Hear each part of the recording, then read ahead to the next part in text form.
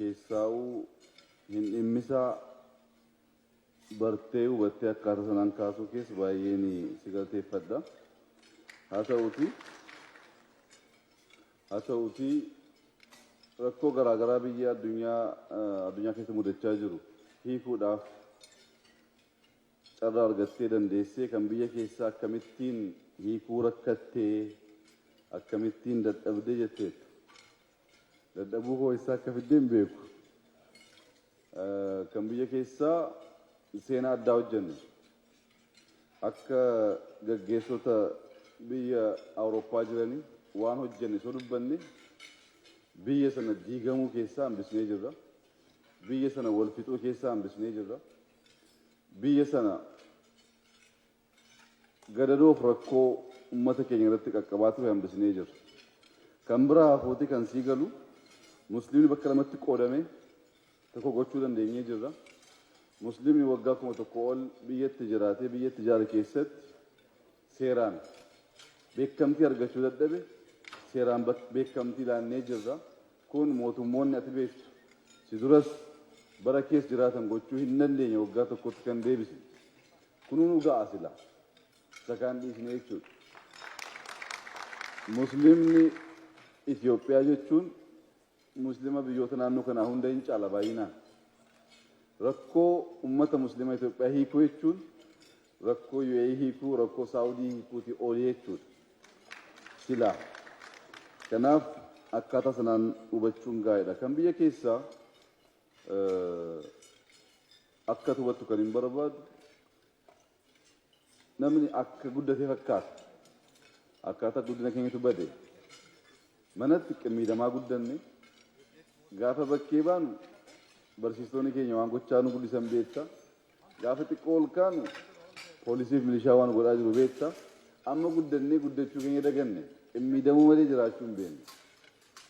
Nuti immoo kan barbaadaa jirru suuta biyya keessatti ilaalcha demokraasii fiduu waan ta'eef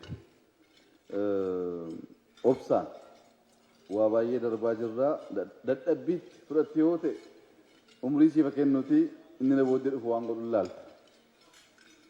Kan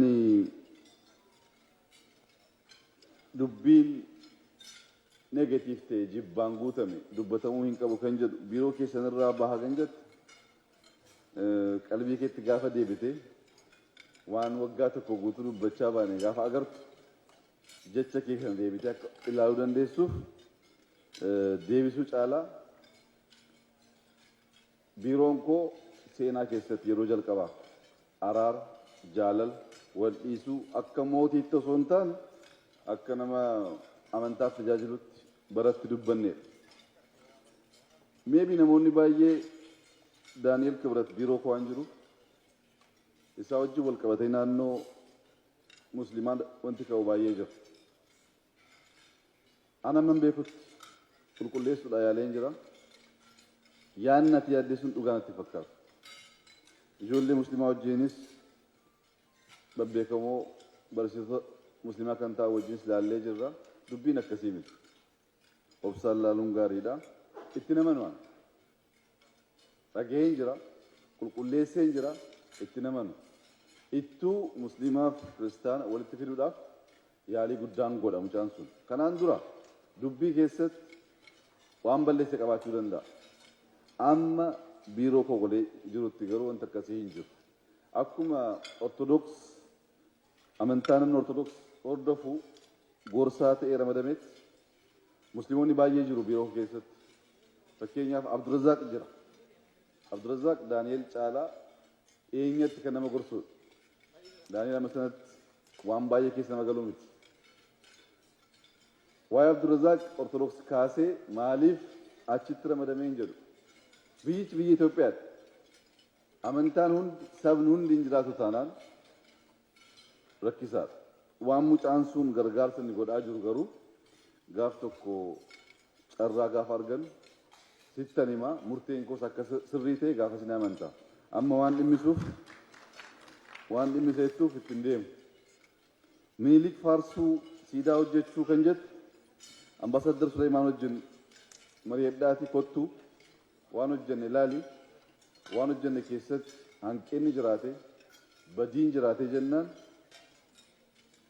ceephoo kee fudhachuuf of ceephoof of sirreessuuf qophaa'aadha garuu soba isintu jalqabee kan jette soba ani jalqabe warra sawuu jalqabe ani hojii hojjechaa jira hojii kootti immoo hin gaabu hojii guddaa hojjechaa jira baay'een sitti gammada akkaataa kanaanis biyya hambisuuf yaalaa jira ati riyaad jiraata UAE keessatti seenaa Sheekh Mohammed bin Zayed yookaan Sheekh Zayed woqorat biyyi kun torba ture akkaataa kamiin gar tokkotti akka fidan gaafa hubattu obboleessi kee waan guddaa hojjechaa akka jiru sii gala amma feesbuukii si dogongorsaa jira awwal niyyaan ko dhuftee biyya laaltee haala jiru laaltee sana booddee waan barbaadde qeequu hin dandeessa ammaaf garuu fudhadhee balleessi laata jedhee yaaduuf keessi koo hin amanu sa'aatii 24 hojjechaa jira biyya jijjiiruuf waan itti gaabbu waan hin qabaanneef akkaataa itti yaadde sanaan fudhu namoonni baay'ee dogongoree turan oromoonni baay'ee dhufanii eegaa argan booddee ifatama gaafatanii jiru akkaataa kanaan miti kan hubanne jedhanii siidaan hojjetame hin jiru wanti hojjetame sun immoo maaliif hojjetame hojjetamuun isaa badiidhaa kan jiru gaafa dhuftu ilaaluun gaarii ta'a barattoota oromoo kan jette inni kaan immoo barattoota amaaraadha inni kaan barattoota kibbaadha hin beektaa odeeffannoo akkasii waliigala barattoota miidhuun ajjeesuun dhiibuun gaarii miti inni sirraa'uu qaba sana caalaa asitti kanatti uumame achitti immoo kanatti jechuun barbaadu diraamaa baay'eetu hojjetama Itoophiyaa keessatti suuta ifa ta'aa waan deemuuf atis umrii siif kennu hubachaa akka deemtu abdiin qaba kan TPLF fi Prosperity Partiin garaagarummaan isaanii maayinni jettee gaafatte fakkiin keellee fakkii sirrii miti garuu garaagarummaan keenya Prosperitiin ummata arabaa keessatti namni jiru ummata kan kooti deemee ilaalaa rakkoo saayinii kaa'edha TPLF yeroo baay'ee dhufanii ta'uu danda'a siin akka namaatti lakkaa'anii si wajjin ta'anii akkaataa kanaan mari'achuuf qophaa'an ture kun garaagarummaa guddaadha kunuus gahaa jechuudha